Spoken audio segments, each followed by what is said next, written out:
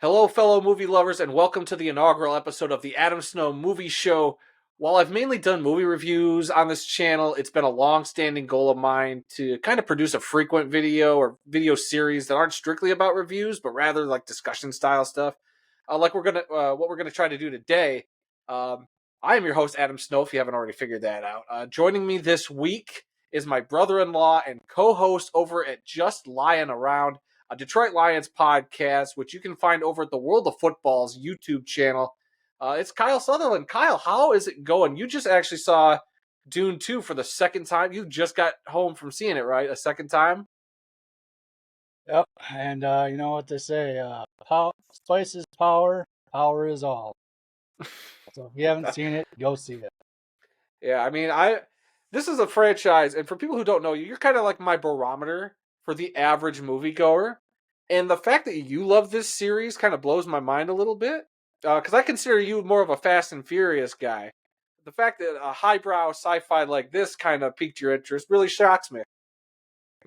Well, you know, I love my taste in movies. I mean, Robot Jocks is still my number one movie ever, so this comes to a close second.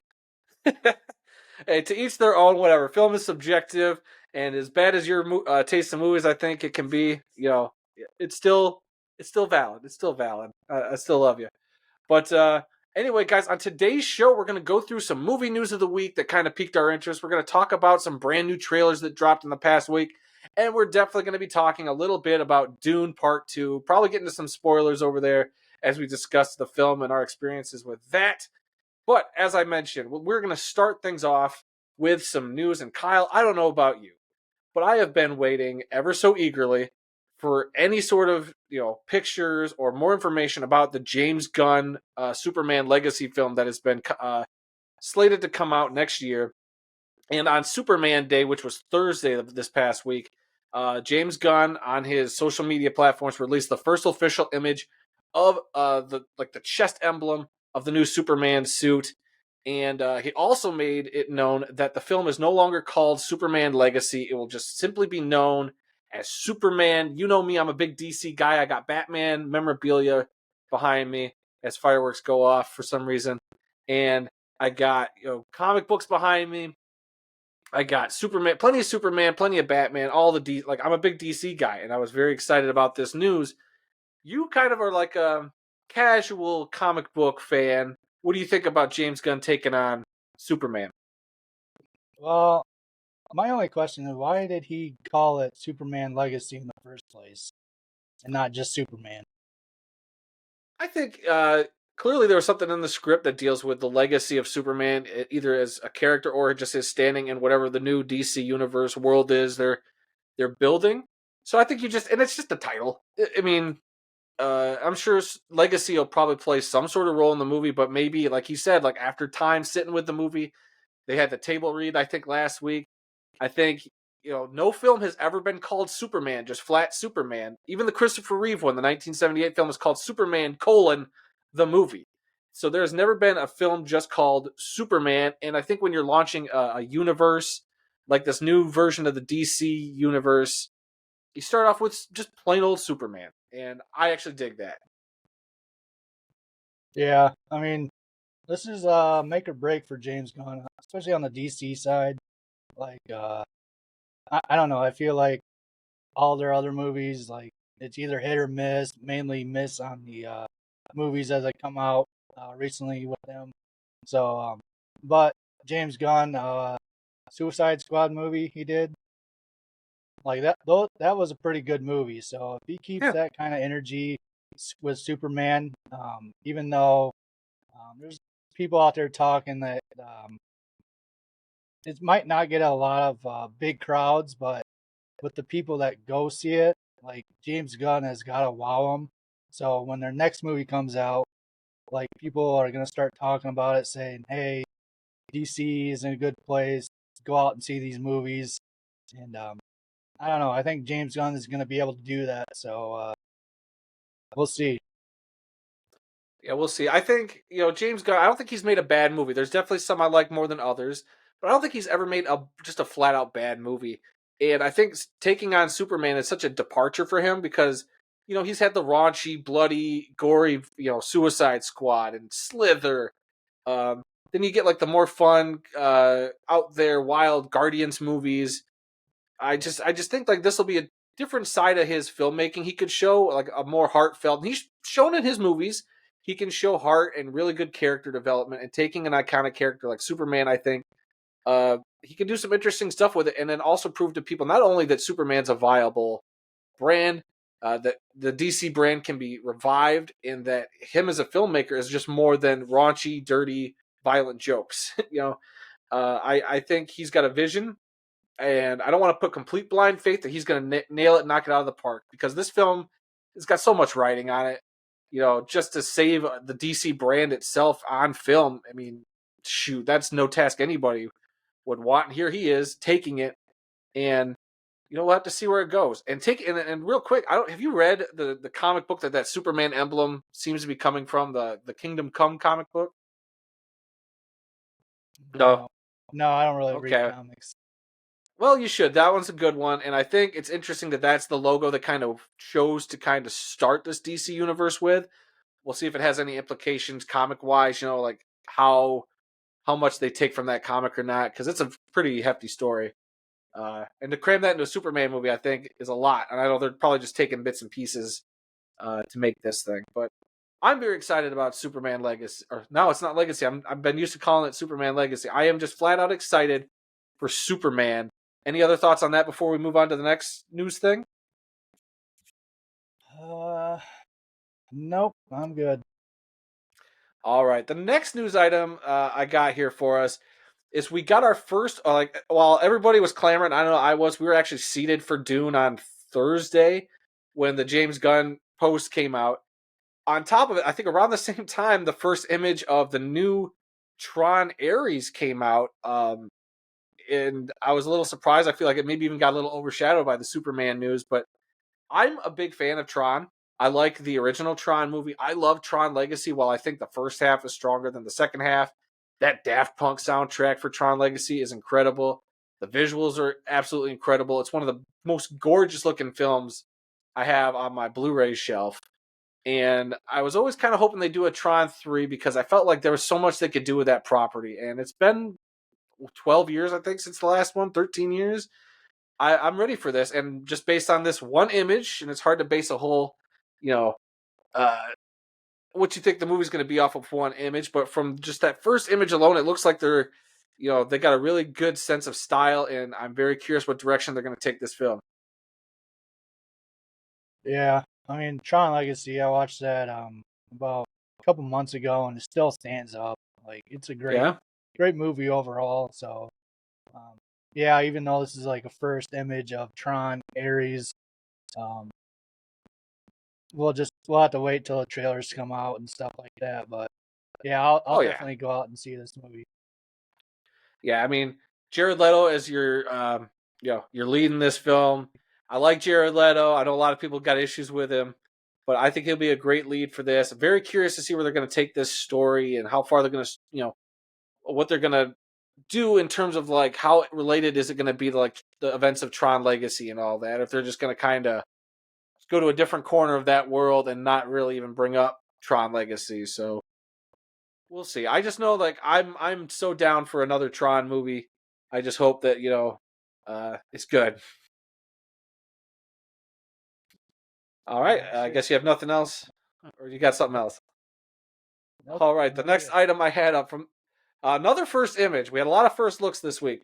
From the Crow reboot this time, starring Bill Skarsgård.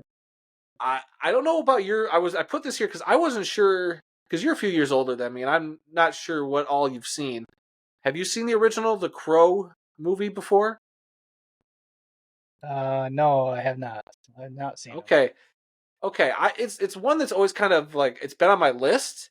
I've never actually checked it out, but the idea and the story around The Crow and like a lot of the behind the scenes, scary stuff that's happened, with Brandon Lee being shot and all that on set, all the weird stuff that's happened on that side of things. I've always been curious about The Crow, and I like Bill Skarsgård as an actor. That this seems like something that I'll be very excited to go check out when it comes out this year. Uh, the look is very Jared Leto Joker esque from Suicide Squad, but I can dig it. What do you think? Yeah, from the first image, again, we'll have to wait for the trailers, but yeah, Bill Skarsgård from It 1 and 2, a couple other movies he's doing. Like that whole family, the Skarsgård's family itself, like they're really popping off right now. So yeah, Yeah. we'll see. But yeah, I just wanna. I heard like a news story or someone saying the original director for the original movie was given this um, image, a Mm. bunch of crap, calling it out. But I mean, shame on him. Like you gotta wait for a trailer at least. Start doing whatever you gotta do. But yeah, Yeah, it's hard. It's hard to base anything off of one image. I mean, it can get. I mean, it can easily get us excited. It can easily, you know, maybe make us not as excited. But until you actually see things in motion in a trailer, then I think that's when you can start kind of actually, justifiably so, judging a product or a film or a TV show or whatnot. But here, it's one image. I like the look of it. It gives me a kind of a nice broody mood, and I'll be very curious to check it out. Like I said, Bill Skarsgård, I like him a lot. He's got that other movie. I don't know if you saw the trailer for. Came out like a week or two ago, called Boy Kills World, where he's the lead oh actor in yeah, it. And this might be the summer of Bill Skarsgård again. Like he's kind of been that guy that you're like, oh, that's the it guy. Oh, that's the bad guy from John Wick Chapter 4. Like I think this will be the year of Bill Skarsgård. yeah, yeah. I completely forgot he was in the John Wick movie. But yeah, I Yeah, mean, I probably won't go see The Crow, but I probably want to check out the other one he's in coming out here soon. So yeah. yeah, Oh, I thought you were going to say you weren't going to see The Crow because it's coming out the same day as Bad Boys 4. I'm sure you're a big Bad Boys fan. no, they ruined that series when they named the third one Bad Boys for Life when they should have called that for the fourth movie. Yeah, that was a really, really interesting title decision there. All right, the last little news item I had, just 'cause I thought this was fun. I don't know about you, Kyle. I am a big fan of the Naked Gun movies. Leslie Nielsen is just one of the funniest actors I've ever watched on screen. All those movies have just so much great stuff in it, including Weird Al cameos, which I am all there for. But there's a story that's come out, and I know we've heard whispers of this possibly happening, that Liam Neeson, star of Taken and many other franchises, will be the new lead of a Naked Gun reboot set to be released next year. I believe the director is going to be Akiva, I forget his last name, one of the guys from The Lonely Island. I want to say he's done a bunch of great stuff as a director, and I think Seth MacFarlane might be a producer on this. So as far as like the comedy minds behind the camera, I'm all about that kind of matchup. And then you have a Liam Neeson who's done a lot of great comedy stuff. Looking at his sketches with Key and Peele, he had a great little cameo in I think it was the first Ted movie. I can't remember if it was one or two. He plays it so straight that it is so funny, kind of like Leslie Nielsen did back in those Naked Gun movies. What are your thoughts? And what's your history with the Naked Gun films? I don't. I've probably watched one or two of them, but I just remember like Airplane back in the day, like Oh that yeah, kind of comedy. I don't know if they're gonna bring it in this new reboot, but that's gonna that if they um Naked Gun came out today, the original one, it'd be under so much fire that the comedy part just toes that line. So I don't know. Whoever's directing this, if they want to really toe that line with the new reboot, go for it. I'd like to see what the audience reactions to this upcoming movie coming out here. yeah. I mean, comedy is such a tough thing like to nail. But I mean, come on, we still got like The Office. There's stuff that they can do nowadays that people are like, oh, you couldn't make The Office today. You couldn't do this kind of comedy today, and I think you can. Comedy, it's so interesting because like people will be like that. There's no such thing as I think as too edgy in comedy because it's going to piss some people off. But then at the same time, I think a lot of people are going to get it. They're going to be like, oh, okay, like yeah, it's ridiculous, and I just I just don't buy into that. Like they can't do certain stuff now, but I think a slapsticky Naked Gun type movie could work today in the right hands. I mean, as long as it doesn't end up like a Meet the Spartans or it ends up like those terrible Oh parody films yeah. we got in like the early to mid 2000s, early 2010s. As long as we don't have like that, I think it could work, and I think it's in capable hands. Like I said, the director, uh, like I believe he's with the Lonely Island, so he did like Pop Star, Never Stop, Never Stopping, which is hilarious. It's one of my favorite comedies, and they can bring that sensibility to it. They can make it work in the context of today. And Liam Neeson, he's just got to play it so straight that it'll just make everything around him funnier. I I think this could work. Could it go wrong? Sure, but I think just on paper they have a lot of the good building blocks to make this a really good reboot. And maybe I would even say like they could do like another Austin Powers kind of thing today. It could still work today. You just got to get the right people behind it, and it could still work today. Yeah, if this does become a success story, you know what they should do after that? What? Blazing Saddles. Hmm. See, I love Blazing Saddles though. Blazing Saddles is one of the greatest comedies of all time, and that's another one that people are like you can't do that nowadays. And Oh yeah, you can't do that yeah, now. I just don't even think you could reboot it. You could probably tell like a story kind of like it, but you can never truly. Boy, that's a tough one. As much as I love that movie, it's definitely a product of its time. I think there's a little more edge to those that I think they couldn't get away with nowadays. But like I think anything in the right hands, the right comedic mind to translate something to the screen could make it work. But I think that one's a lot tougher than a Naked Gun to transition into like today's audiences. Yeah, I mean even now they got Beverly Hill Cops coming back out with Eddie Murphy starring in it. So Oh yeah, who knows? Maybe this I, stuff is coming back to the big screen. maybe we'll have to wait and see, and it'll be curious because I mean, there's a lot of comedy they put out in the theaters nowadays. Like I think the last like pure comedy I saw in the theater was that Strays that came out last year. Oh Other than yeah. that, and before that, the other big comedy I can think of that I watched was on Netflix, and it was that Always Be My Maybe. Like, there's not a whole lot of good comedies that come out, in my opinion, or at least any that have gotten me to drag my butt to the theater. I mean, I'm sure I could be blanking on a bunch. I see a ton of movies, so it's very easily I could have forgotten one I actually saw. But those are the ones that kind of stick out in my brain. Is We'll see. I'm all like I said, back to that Liam Neeson. The Liam Neesons is a great choice to kind of lead that type of movie. All Yeah. right. Anything else, Kyle? Do you want to say about that? As long as he picks up the phone and he does his famous uh, Oh, the Taken that one. line. Yeah, They'd have to. They'd have to put that in the run that joke trailer. into the ground. They'd Put that in have the to. That trailer. I'll go see it. I could definitely see them working that in somehow. There's no way they couldn't. I like that idea. All right. Okay, guys, now it is time for us to look at what's coming to the big screen soon with some new trailers that dropped this past week.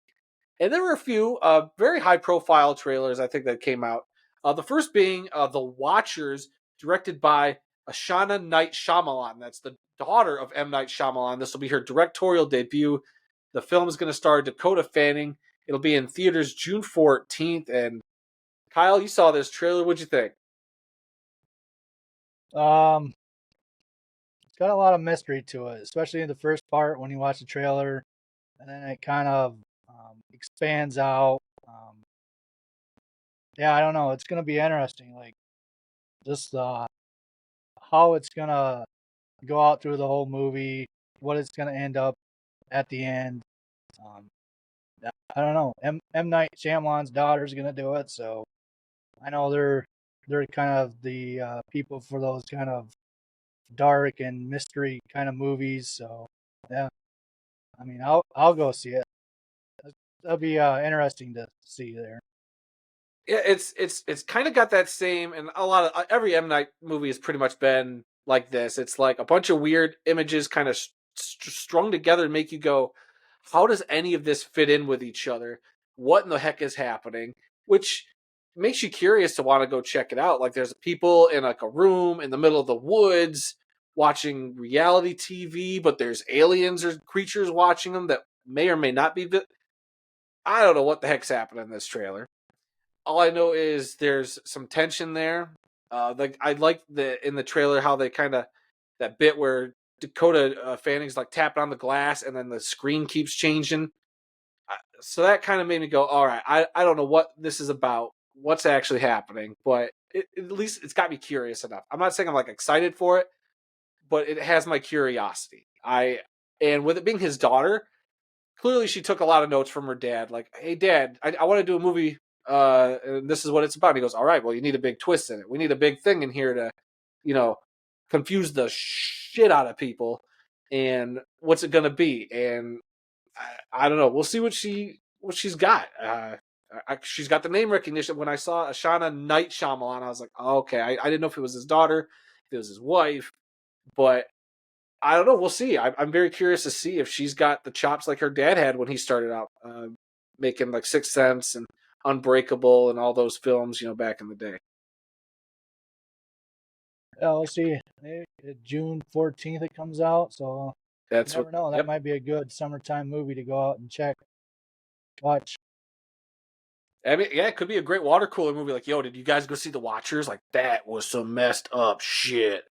Like, uh, I'm very curious. I'll be very curious to see how that turns out. All right. The next trailer we have is Horizon: An American Saga, directed by Kevin Costner, starring Kevin Costner. It's going to be a big enough film that apparently it's getting 2 chapters, so 2 different days it's going to be released. Chapter 1 will release on June 28th, Chapter 2 on August 16th. Now, Yellowstone's a show that's been very hot the last few years. I have not watched Yellowstone. I want to watch Yellowstone with Kevin Costner in it. I think Costner is a heck of a director and a heck of an actor. So when I heard he was doing this and it was like a 2-part movie coming out within a couple months of each other, I was like, I've never heard of a movie being released that close, like 2 parts being released that close together, like a month or two apart. Usually they give it like 4 to 6 months. So I'll be very curious to see quality wise how this all holds up. But watching the trailer, it doesn't look half bad, but at the same time, I'm kind of like, this is definitely a certain point of view on the whole America, Americans traveling out west kind of thing. And I'm like, and we're supposed to look like the good guys in this scenario. I just don't know. Yeah, it'll be interesting. Like, I don't know if I'm gonna see this one, but it looks like it's like a tale of the Oregon Trail or something like that. Right. But from the trailer alone, you can see about 4 or 5. I wouldn't say like top end actors, but noticeable actors in it. So I mean, Yeah, you if got a Kevin cast. Costner does do a good job on this first movie, then Chapter 2 is probably not gonna disappoint. They probably, I don't know, he filmed it all at once and then split it up because it's just too long of a tale to tell in one movie. So that's Maybe. maybe why he did it that way, but we'll see. Maybe. It makes me nervous, like that it's gonna be like a made for TV thing where it's like, but we'll put it in the theater and we got some names in it, but like production value wise, I mean, it's a 3-minute trailer, so maybe we got all the best shots in it. Who knows? Hard to say, like how long they spent on set. I don't know. I don't know much about this movie other than it's a passion project of his. But I don't know. It's definitely not one I'm going to probably rush out to see when it comes out. But if the word of mouth is pretty good, and like if critics are actually saying it's pretty good, I'll at least go check out Chapter 1.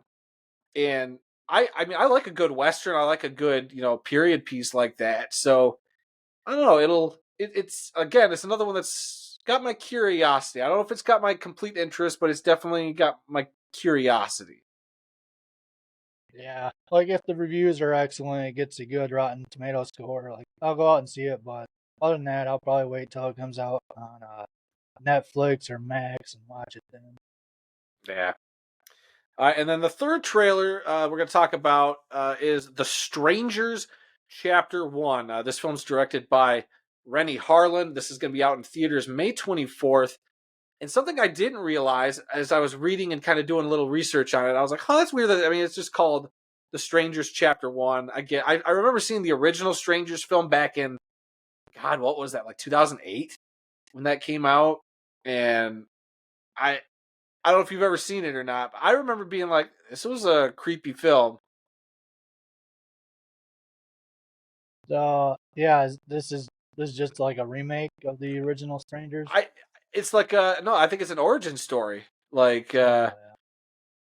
I don't know, but have you seen the original or no?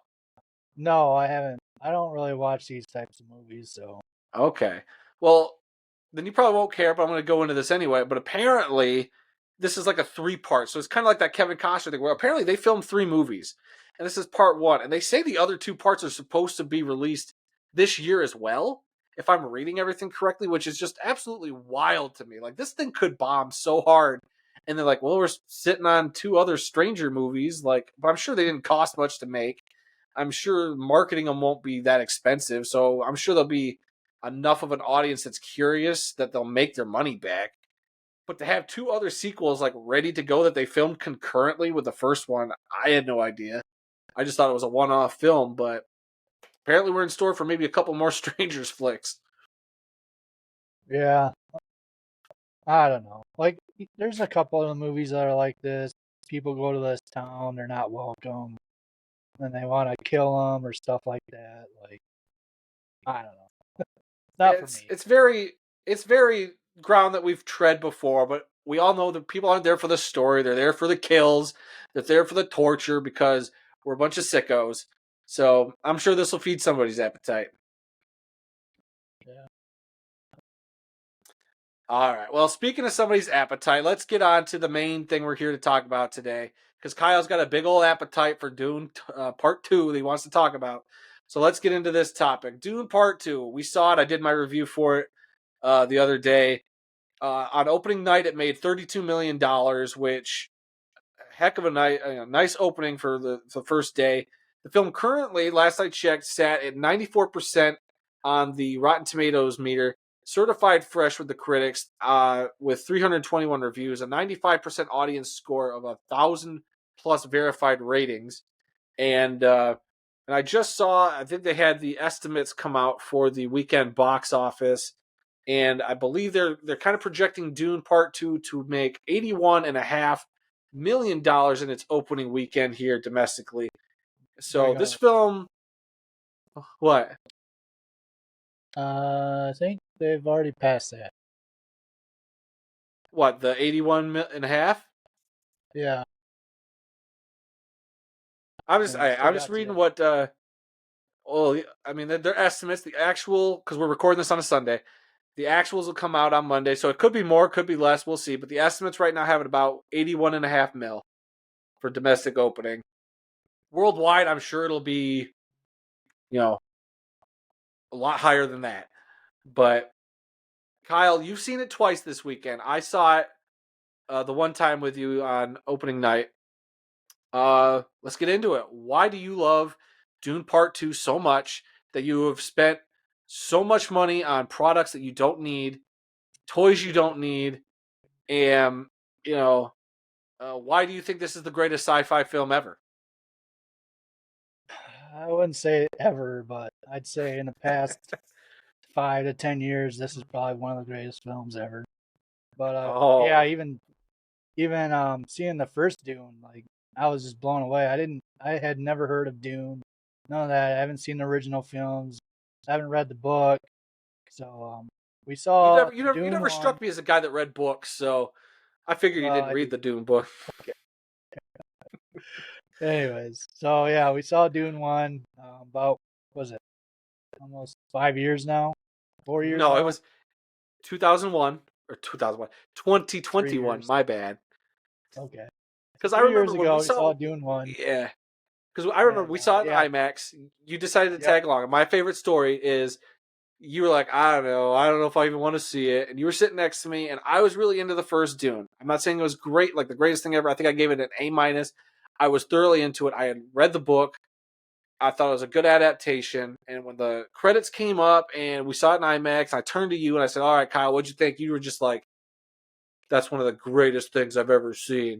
It just, I was completely shocked that you were into it. It just didn't seem, like I said, you were a Fast and the Furious guy to me. So the highbrow sci-fi stuff of Dune, I was like, this is just gonna roll over Kyle. Like your eyes are just gonna glaze over with spice because you didn't, comprehend what was happening. But apparently, you're way more into this than I am. Oh yeah, especially Dune One, like seeing in IMAX with the spaceships entering orbit, the battles they had, like it just blew me away. So yeah, even going into this movie, Dune Two, I started watching trailers for it, um, getting excited for it, like knowing that if you see this in IMAX, you're just going to be blown away by the trailers alone. Um, so we went and saw it, and I don't know, the music, the score, the video, filmography or whatever, storytelling, Cinematography. yeah, storytelling, CG, like everything about it is just, I don't know, it's just something to see. It's Look, don't get me wrong. I still gave it. I said in my review, I gave it an A, and I do think it's a really really good sci-fi movie. It's not the best movie I've seen in the last 5 years. I still attend and sitting with it in my brain for a few days. I still attend. Like I think I could pick out a bunch of films I would still say are better. Sci-fi genre, it is tough. It is up there. It's just from conception, just from like you said, the score, cinematography. I just think it all kind of perfectly kind of became such an elevated piece of film. Like it's such an experience, and on an IMAX screen like we had, it's just all the detail, this rich world, the seamlessness of special effects and practical effects, just makes your brain hurt sometimes. But you're just also uh, in awe of Denis Villeneuve's storytelling because I just felt like that pacing was. And you've seen it twice now, so tell me, is the pacing, does it still work for you? Like, it's a 2 hour, 40-minute movie. Uh, I never was bored. Yeah, like second time even watching it today for the second time, like, um, yeah, pacing was fine, but it really kicks a step up after Paul Atreides drinks the blood worm, or yeah, the worm of the blood. Sorry, one second. Hey, cat cameo. I The love it. yeah, blood of the or child worm or whatever, and he Yeah. gets his like superpowers or whatever you want to call it. Like it really takes another step in the storytelling and the movie itself to where um, just hold on because you're gonna watch some really good battles. Some the way he motivates the people, Fremen, about following him because he's gonna lead him to the was it paradise they call it? Gonna take him to paradise, and even with uh, what's his girlfriend Zendaya, Zendaya. just the She plays way, Chani. yeah, Chani, just the ending part with her, like it moves you, like you're just like, what the heck is going on? Yeah, So yeah, I mean, I've read the book, and there's a lot to it. It is such a dense book. There's so much going on. I'm actually, I've never gotten into the other book, so I just started the sequel, Dune Messiah. So I'm going through that oh yeah, now, and but there's so much they've changed from the book, and I'm not saying I'm a Dune expert by any means. I'm sure there'll be people who'll correct us and tell us we're idiots for not knowing all the Dune lore. But there's just so much, all the different names like Muad'Dib and the Kwisatz Haderach, all these terminologies that are in the film that you could easily get lost. But they do make it easy. I think, well, not easy, but they make it a little more able for us to understand and follow along without having need a thesaurus or a sheet there to tell us what everything means. So some of the changes they made, and since you've never read the book, were like Paul's sister. The frame of time between part one and part two. And yeah, everybody, we're going to talk spoilers. I mean, the movie's been out for a few days.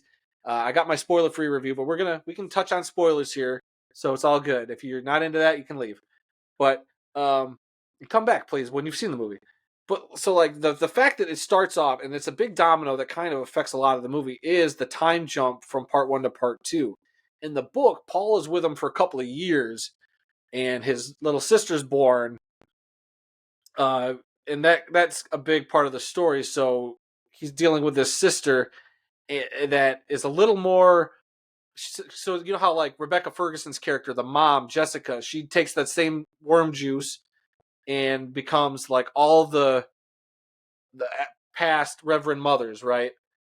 Well, because she's pregnant, that child becomes self-aware, and when the child's born, the kid's talking right from coming out of the womb. The child is talks and acts like she has lived 1,000 lifetimes. So that character's kind of been reduced in this to just a cameo by Anya Taylor-Joy. You remember that vision scene? So that's who she is Paul's sister. Uh, because in like the '80s Dune movie, there was like a little girl they actually had, like they did in the book. Yeah.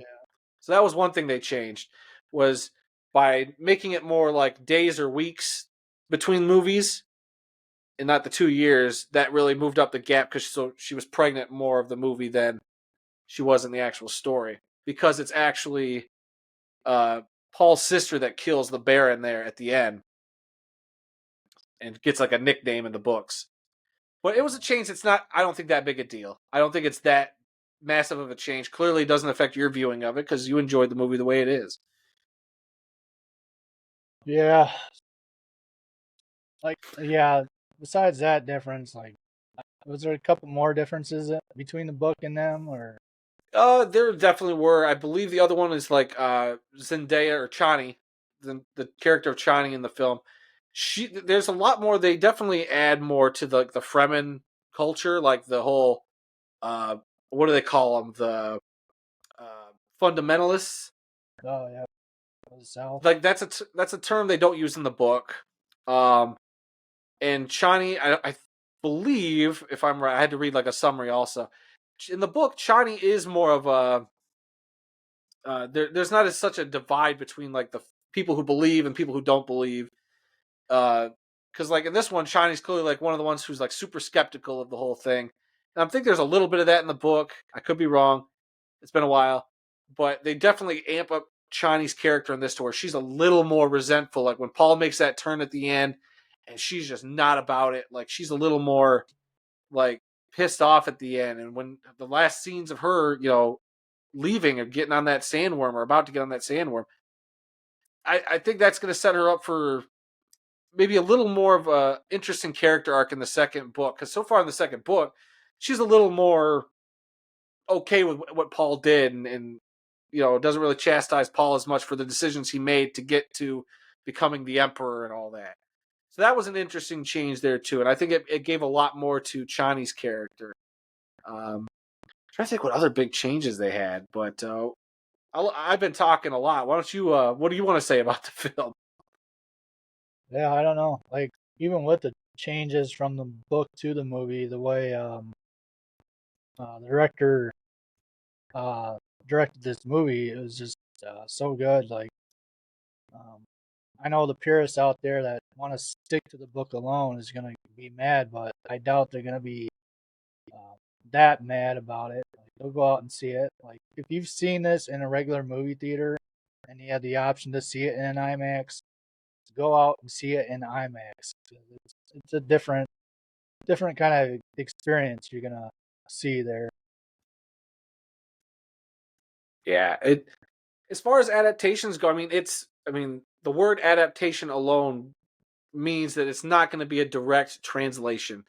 They took a lot of the stuff, and I think even the changes that I was kind of like, oh, that's weird that they didn't, you know, put his sister in this film the way they do in the book, but it makes it a little more interesting, and it definitely, I think, adds to Paul's character being the one to kill the Baron because the Baron's the one who killed his father, and the drama between their two houses. I think giving Paul that opportunity to actually have like the kill at the end also uh narratively makes some more sense. That it's his knife that kills the Baron and not his sister that was literally in the womb when her father died. Like it just, I don't know. I think Denis Villeneuve made a lot of the right decisions. I think in what he decided to change. Yeah, that was the Harkonnens. Yeah, the That Harkonnens or Harkonnens. I've Paul heard it both Atreides. ways. Yeah, Paul Atreides and his family, and then the Harkonnens are like the Skarsgård and Austin Butler and all them. Okay, so yeah, yeah. Spoiler, like Paul Atreides finds out he's grandson of the um, Harkonnen leader. Yeah, Um, and then at the end, he goes up and kills him. He says, um, what does he say to him? Something about grandfather or something, but he ends up killing him. And then he goes yeah. to that fight with his cousin to see who's going to be the new ruler, I guess you would say. So, yeah, kind of a twist there. Yeah, I mean, in the book, yeah, it's still his grandfather. For a minute there, I thought they tweaked it to make the Baron his actual father, but I was like, I don't know if I just missed that or if I just misinterpreted that. But you saw it twice, and clearly you got it that he came across as his grandfather. Yeah, because that was Paul Atreides' mother's dad. Yeah, And they, yeah, he said that just during like the it is in the movie. book. Yeah. Okay, okay. See, this is why I'm glad you saw it twice. You could pick up on some of the stuff maybe I missed on my one viewing. Another thing, I don't think I mentioned in my review, the fight scenes in this are incredible, especially like the knife fights. How quick and how just, man, I was just so into the choreography and the way they filmed those scenes. It was so well done. Yeah, with Paul Atreides at the end, knife fighting against his cousin. Even Josh Brolin's knife fights at the end, like how quick he was to kill Dave Batista. Um, even even in like the battles because they can't use guns because I found out like with their shielding and they use like a weapon or a gun or something, it'll when it hits the person, it'll cause like a nuclear reaction or something. So that's why they got to use swords and knives and everything like that. So even those scenes, like yeah, they're quick and they definitely filmed it right. Yeah, for sure. I mean, he did so much, and like I said, the thing that I think a lot of people won't, not that they won't give him credit, but I think something that'll just go unstated is just the world building that actually happened in this. And when I say world building, I just mean the depth of character and that this world feels like it's been there for thousands of years. That all this stuff was built and is actually used, and it's like a tangible thing. It's just like there's the scene where you got those the spice miner things, and they got the big long uh treads, and the treads as they move, they got the sand dripping off them, and they look like they've you know been worn by traveling across the desert for so long. And it just, I loved all that. I just, when you're a director and when you have a great art department and great team of people who can bring this to life, they did their job and did it well. This movie is going to clean up come award season for a lot of the technical stuff for Uh, sure. I mean, they cleaned house on the first one almost, with all that special effects stuff. And like I said, the special effects are seamless. There's only a couple times maybe like with the shield stuff that maybe looks a little off, but even then, I thought all the special effects, I couldn't have told you if it was real or if it was like done in a computer. It was that awesome and just that well done. yeah, especially when they were on the Harkonnens' home planet, the fireworks going off Oh with the black yeah, sun. So it looked like ink splatting. So that was yeah, cool. that was pretty awesome to see there. That was such a cool like visual choice to just show the Harkonnen homeworld, the black sun, and then how it makes everybody's skin just because like I thought it was weird. I was like, oh, why do they look so pasty white now all of a sudden in the sequel? But what a cool stylistic choice. That whole scene with Fade Ralpha, in the arena there is one of my favorite scenes of the whole movie. Austin Butler's performance alone is one of my favorite of the whole movie. Uh, I I just love the dude. I thought he was great as Elvis a couple years ago. It was one of the best performances I've seen, and now here he is knocking this character out of the park, and he's one of my favorite things about this movie. So Austin Butler, I mean, kudos to him for another awesome performance. Yeah, yeah. Overall, it's a good movie. Definitely go see it. Yeah, like you were saying, even what um, I was other podcasts I was listening to, like they're saying like Oppenheimer is lucky that Dune 2 did not release in 2023 because they would have taken all their awards at the Oscar. It's that good. That's that, and you're probably not wrong. I think a lot of people would prefer Dune to Oppenheimer, especially like you put them side by side like that during awards season. I don't know. For me personally, that's a tough call. I probably would agree with that to an extent. I think Oppenheimer will clean up acting wise, but all the Oh rest of the effects and all that, Dune 2's got that down. So yeah, I guess I agree with that. Dune or Oppenheimer got lucky this this Oscar season for sure. Because Christopher Nolan, as great as he is, and as much as I love Christopher Nolan, I think Denis Villeneuve directed the crap out of Dune Part 2. And Dune Part 1 for that matter. He made two great films. yeah, be interesting. Have they already discussed about coming out with Messiah Part 3? I think it's been rumored, and he's said he would be interested in doing it. I feel like he already had, like, I think he's already signed on to do it. I bet you we'll be talking in like a week or so after all these numbers come out and all the, you know, box office reports come in this week. I'm sure we'll hear something about it was such a smash that Denis Villeneuve's coming back to do a third one and adapt Dune Messiah. So we'll see, and they clearly want to turn this into a big franchise. There's that Benny Gesserit TV series they've been talking about for a couple years now, um, called The Sisterhood, that I Oh yeah, haven't heard any more about in a while, but that's something they want to do. They kind of want to make it a nice big cinematic TV universe. So we'll see. yeah, that'll be interesting. Because this movie's gonna do great in the box office. Apparently Messiah is gonna kind of take a turn.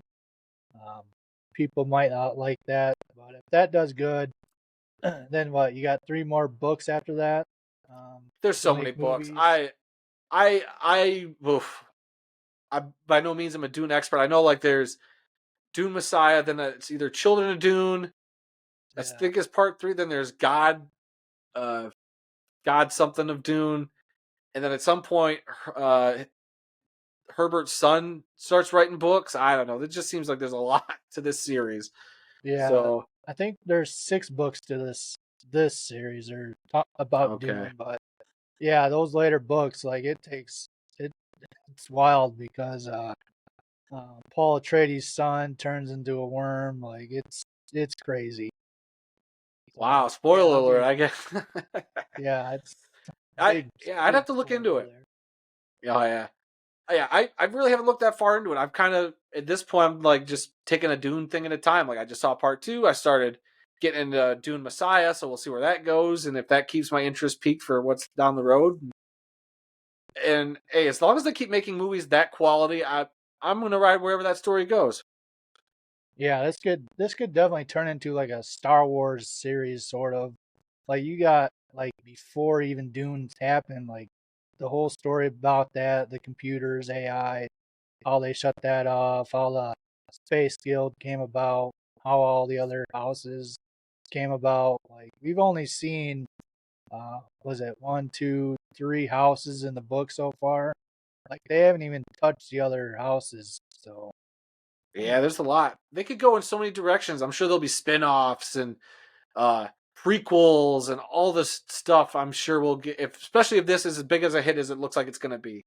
I'm sure we're gonna get so much more Dune content that you can shake, that you'll get your spice fix, no problem, Kyle. oh yeah, I can't wait. And I might. speaking of your Dune fix, why don't you show everybody what some of your Dune purchases you've made, being the biggest Dune So fan on the planet. so we went to the movies. I bought the Dune cup. I got the Dune popcorn bucket. Yeah, I I got got it. I got it right up here. but We I did went so out. our movie theater chain. It's called Celebration Cinema here in Michigan. So this was their Dune popcorn bucket. It's a nice metal metal bucket. I mean, there's AMC theaters, but they're the ones that sold the Dune bucket with the sandworm on it, which Kyle was very disappointed not to get. I finally saw a picture of that, the SNL skit about it. Like, Yeah, oh wow, yeah, it's something else. yeah. Uh, I even got a but poster. So oh yeah, that's right. Yeah, they had a little poster, so you got a nice little poster. But come on, show everybody you bought Legos. I couldn't believe it when you sent me this picture that you bought a Lego set of an ornithopter. yeah, I, this movie's got me. I'm sold. So yeah, it's part of it. I haven't finished it yet. So Ladies and gentlemen, Kyle, the biggest Dune fan on the planet now. Um, now I just know what to get you for Christmas. I'll get you all the Dune books. I'll get you more Dune there you go. Legos. Got the the. I mean, I'm just very proud that you went from being the Fast and the Furious guy to a Dune guy. That just makes me proud that you've stepped up your film sophistication like that. Yeah, I don't know. I think the first movie I ever saw like this type of movie was the original Stargate with Kurt Russell in it.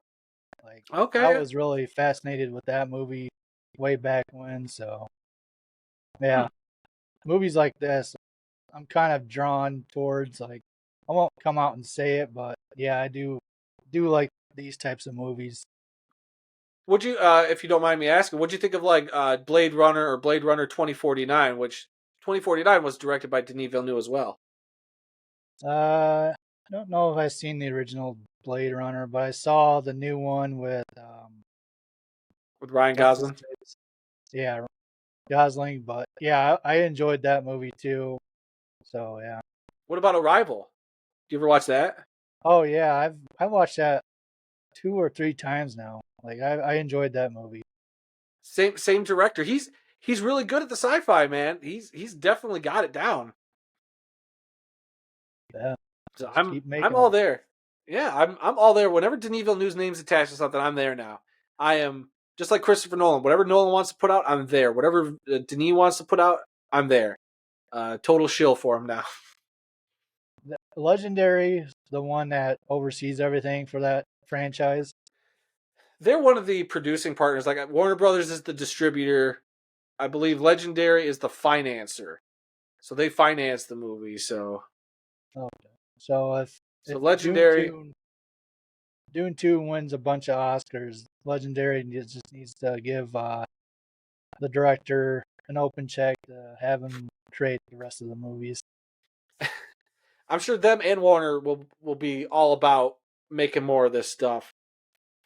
Especially now that there's no pandemic, there's no day and date like they did the first one where they released on HBO Max at the same time as the theatrical release. Like this is a film you see on the big screen. This is that type of movie that will get average schmucks like you, Kyle, to get in their cars and go to a movie theater. And I'm all about it. I love it. This is a cinematic experience. See it on the biggest screen possible. See it wherever there's a nice laser projection screen or great, Dolby sound.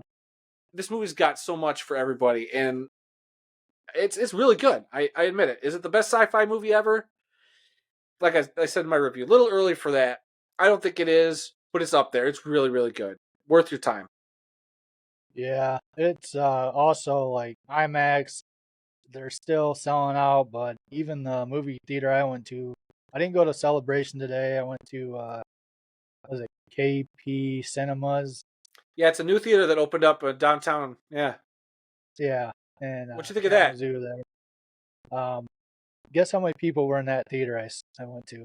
3, including you. Five people. Really, at that theater? It's a relatively new theater. They opened up in an old location, just for people who don't know. We used to go to that theater all the time when it was an AMC before, and before that it was an Alamo Draft House. Before that it was a Rave Motion Pictures. Yeah, So now it's just KP Cinema, which is a new independent theater chain. I've been wanting to get out there, I just haven't. So you're the first person I've talked to that's gone to this theater chain.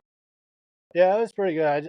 I don't know if it was just the time of the day I went to see it, but yeah, that makes me a little worried about. Even though IMAX is selling out, like regular movies, theaters, or regular video, whatever, for Dune Yeah, 2 isn't selling out like it should be. So, that's the only thing I'm really worried about. mm, gotcha.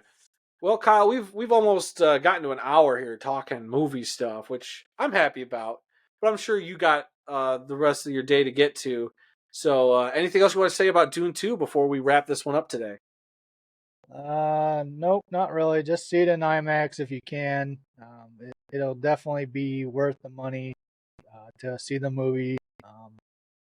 Especially if you haven't seen Dune 1, see it also before you've seen Dune 2. I know um, when first saw Dune 1, I wasn't really familiar with all the names, but when we went to see Dune 2, I was a little more familiar, so I wasn't lost right away.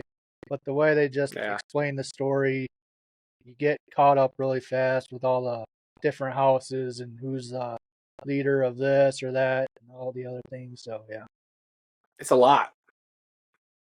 It's a lot, and I haven't told you, but I got like a documentary called Judaworski's Dune. It's like a documentary about this guy who was going to make Dune before the '80s Dune that came out, and just all the stuff behind the scenes that they were going to do. It was going to be one of the most expensive, just labor intensive like films to ever put on screen, and just it's the story about a film, like the greatest film never made.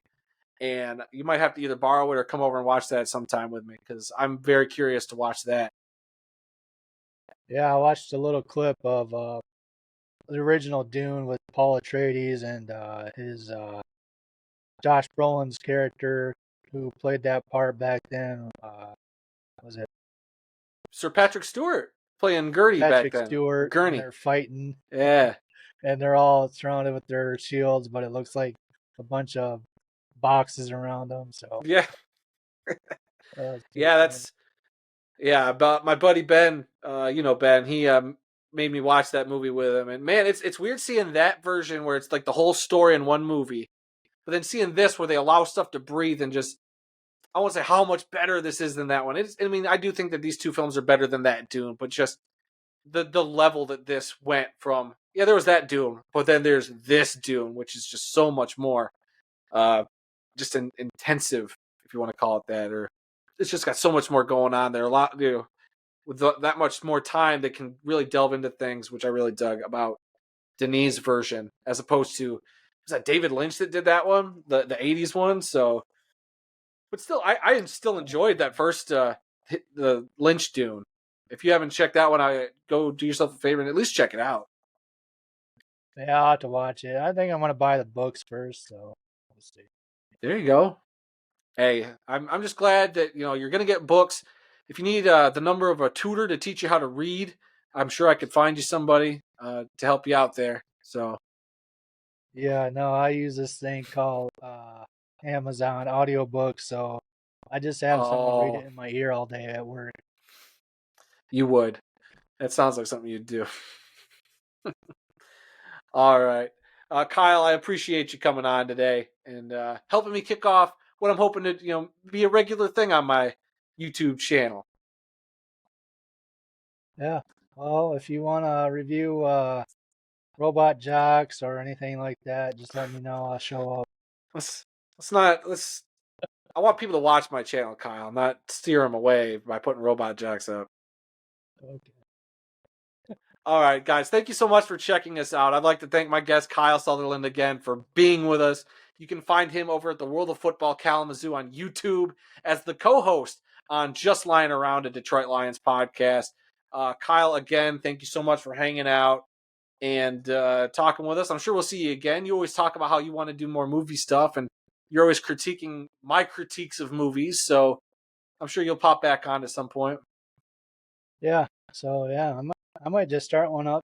It'll be about a minute long, so be on the lookout for those. But even talking about real quick, just lying around. Might have a podcast coming up here in a week or two, so Oh, be on the lookout for that. okay, yeah, of course, yeah. For those of you who might be football fans or at least Detroit Lions fans, that's such a small, narrow group of people, Lions fans. But if you're curious, yeah, that's a show we do together, and Kyle kind of takes the lead on that one. He just got to call me up, and I'll do the podcast with him. So just let me know. Will do. All right, guys, that'll do it for this installment of the Adam Snow Movie Show. And until the next one, guys, I'll be seeing you.